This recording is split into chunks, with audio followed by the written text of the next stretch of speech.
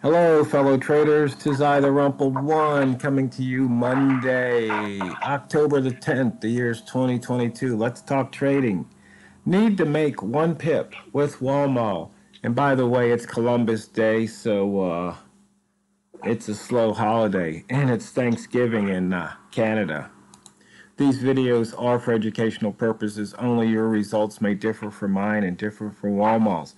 Walmal, you said something right before we got on the video. You said something about you didn't want to violate your core. Yes, I did. So what happened was I had gotten into a trade. I was up. Pretty much a good amount above what I have set for a goal. I call my core my goal. You know, I use them interchangeably. And I was up, and I'm at the end of my trading day, and the trade went against me, you know, and I tried to go and average in to see if that would work and help, and that didn't help. And so the next thing I know, I'm pretty close to what I have for goal for today. So guess what? I pulled the plug and said, I'm just taking a loss, you know, and if it goes up, if it would have gone, you know, back in my direction, oh well. But at the same time, I'm protecting my, you know, preserve capital, you know, and once I make goal, I consider that goal that I've made, I consider that now part of my capital. So I got to go and protect that. So I just got to get out and just and say that's that. Okay, so today's topic, making one pip. I kind of want to set a scenario. Let's say a trader is in a situation where they really need to make one pip. It's the beginning of the session. Maybe they've got a bill to pay. Maybe it's the last day of a trading challenge. But for whatever reason, they really need to make one pip. And they probably don't want to have to do it in more than one trade. So my question is, out of your bag of trading tricks, which strategy or method would you use? Well, the first thing I'm going to say is that you can't approach trading that way. I'm just going to lay that out right now. If you start looking at, okay, I got to go pay for the electric bill right now. I got to go pay the car payment right now. I don't know. For me, anyway, that's a scheme for disaster. And I think, and you may call this a cop-out answer, but it's the truth, and that is that what I'm going to do is if it's the beginning of the session especially, you know, all I'm going to do is I'm going to trade the trading plan. I'm going to trade what I do because that's what's successful, okay? And that's the whole point. That's what's successful. Now, what I may do is that, let's say, you know, I need to go and make $100 to go, and let's say we're going and trying to go and do a challenge on one of these prop firms or something like that, and I need to go and make $100 to go and meet the challenge, okay, and actually be successful. Now, what I may do is, okay, I trade my trading plan, I do what I'm supposed to do. In other words, I use the methods that I normally would use, and I go and I enter and I get into the trade, and I'm up $100. I may immediately just go and close the trade, say thank you very much, and that way I succeed in that.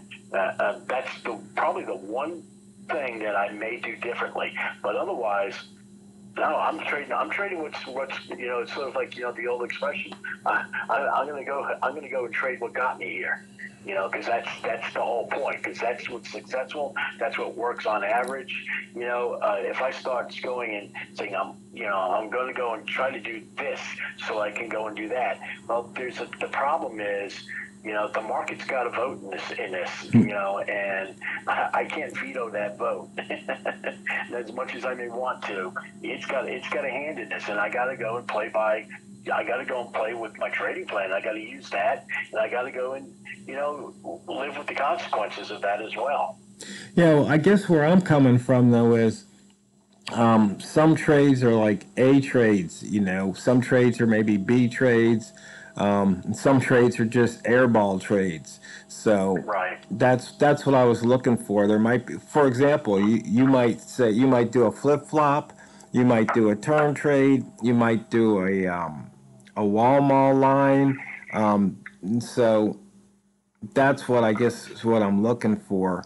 At would you wait for one of those as opposed to taking the next signal out of Sure. I it? mean, yeah, I get what you're saying. What I may do is go and say, okay, I know, and this is something that that we as traders should all go and probably track, and that is that. I talked about this a little bit last week and said that, especially new traders should be recording every one of their trades and knowing what works, what doesn't work, and what's successful, what isn't successful, right?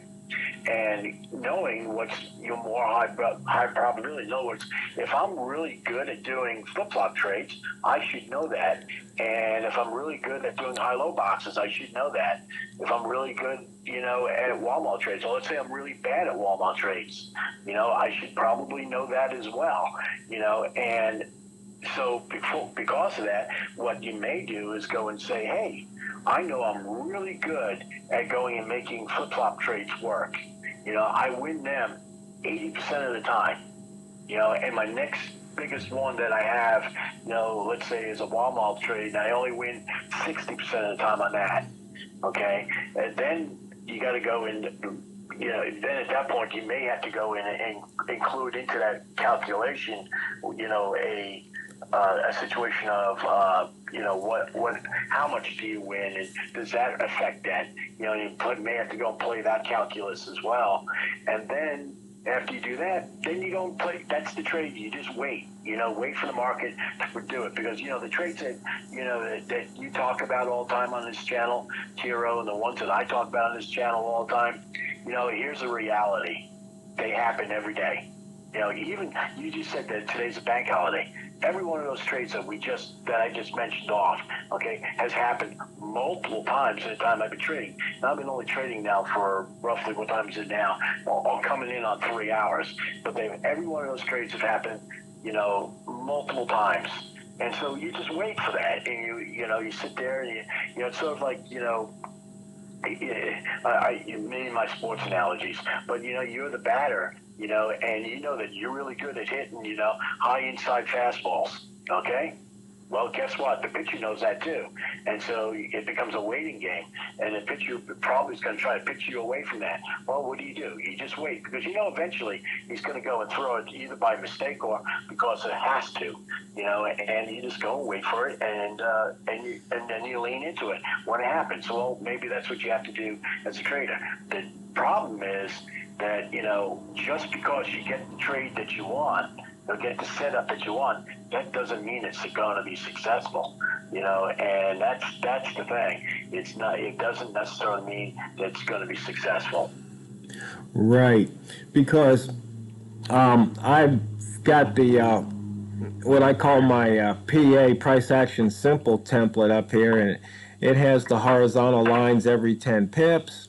It also has the previous day and current day high low, and then the previous hour high low. And what I would do is, to make the pip, I would take the first trade at whatever line with the candle color. So in this case, I would have gone long at 50 or short at 42.8, and either one of those trades would have paid off at least one pip. Yeah, that's an approach. It's sort of like, I watched one of your videos many years ago, and you had said in one of these videos, that if you draw a line in the sand, eventually this price is going to cross it one direction or the other. And that's essentially what we're doing, is we're drawing a line in the sand. And if you're only looking to get a pip, you just wait for the line to get crossed, and you just take it, and that's that, and by doing that, you're in good shape. Exactly. So, plus, now, there's lots of lines, and you might say, well, so is there anything you might not take? Well, right here, it's coming out of the launch pad. And, if you listen to me since we've been trading, and then I discovered that, maybe a little over a year or so ago, maybe two, that for the pound dollar, if it gets into 40, it just seems to want to launch out of there. And So right now, just because of where price is, this would have just been a prime setup for me. Right. Now, That's sort of like I said, mentioned to you, when we were talking on the phone before this, we started doing this video, and that is that, I said, I don't like this 60 line right now because all day long, the market's had problems with that. And he said, well, it's crossing both sides of it. And I said, yep, it is.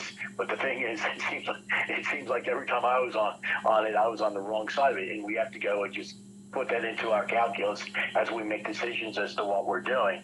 And that's just fine. That's just part of trading. And, but at the same time, if you notice the pattern, take the pattern, and that's what you got to do. Just take the pattern and you're good. Yeah, and it's one of those looking left, because I just scrunched the chart, and you can just see how many times prices left at 40, between 40 and 50. Yeah, I see that now too. And the thing is, I don't do this very much anymore, but I used to do it in the old days, because now I just have your indicator that goes and tells me where those prices are at. But I used to go and draw huge lines on my chart of significant numbers. In other words, yesterday's high, yesterday's low, yesterday's open, yesterday's closed, today's open, today's closed. I used to go and put them all up on there, because the type of thing is that, and let's say I was going to go and just, again, playing those lines, I know that when it gets to those lines, it's either going to reject the line or it's going to cross it. And generally speaking, though, is when it makes an attempt at that line, even if it rejects it, it usually gets over it by a pip or two. And if we're looking for this, we just need to go and make that pip to go in, for whatever reason, we need to go and make a pip.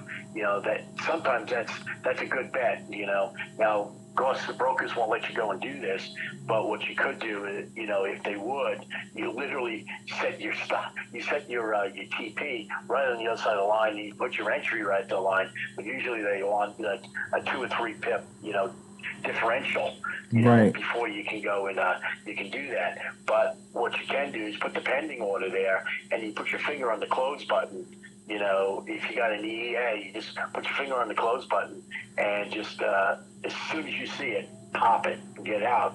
Because again, you're not looking to make, if you're only looking to make the one pip, because that's what you need to make, that may be the safest and easiest way to do it. Yeah, and I know you're probably fuming right now, based on where price is. I took the trade down at the 40. I went long down to 40, and it just got out. Oh.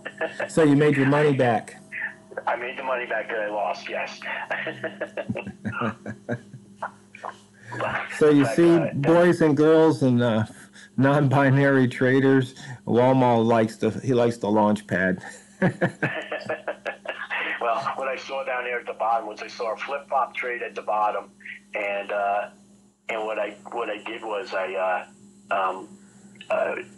went and took the trade, and when it hit the 50, I got out, and then what I did was when it came back and did another flip-flop trade, and I guess that would have been about 47 or so, I went in again, but this time I held until it got up to 55, but so I more than made up my money that I had lost. But I wouldn't recommend to traders doing that, because if you heard me talking at times, I was kind of stumbling for words at times. It was because it was a decision point to what I had to do. Yeah, wow. You know what? The fastest 15 minutes in trading is just about up. But traders, let us know if what you would do if you had to make one pip. You're starting your trading session, so you've got your whole session. What would you do to make that pip? Would you start trading immediately, or maybe would you wait an hour or two, or depending on how long your trading session is, would you give it some time? Because, as you all know by now, it's not what you trade, it's how you trade it. So go out there and drain the banks. This is TheRumpledOne, over and out.